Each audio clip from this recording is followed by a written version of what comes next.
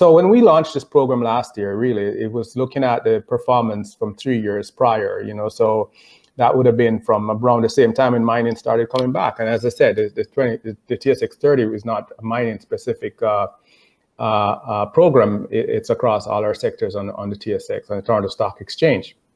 Interestingly, last year, out of that 30, we had 8 mining companies, showing, making that list, making that cut. And that was pretty impressive in itself. And we started waving the flag to investors saying, listen, here you might be missing some significant return and opportunities here, because, here we are during a period of significant volatility, where, mining has taken a lot of beating.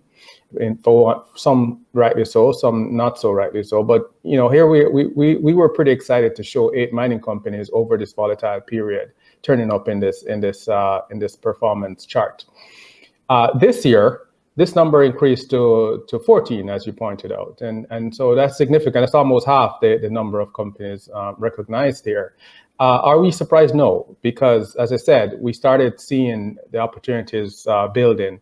This year, I think what has happened is that investors have started noticing as well, and not noticing some of the cleaning up that's been happening in mining. I think a lot of, not only mining has sort of transformed itself from not only giving investors an opportunity to be exposed to different commodities, but also an opportunity to be exposed to companies that are well managed and also quite responsible companies. I think a lot of the changes that have been happening in the mining sector over the past 3 years is now being recognized by investors. And so what I think is happening, and there are many theories around this, and is that generalist investors are now returning to mining. It's not so much gold bugs or the mining bugs who are interested in mining and seeing these opportunities, but I think there's a general interest coming back into mining from the investor standpoint, and I think this is a lot of the responsibility for mining showing up so prominently in this chart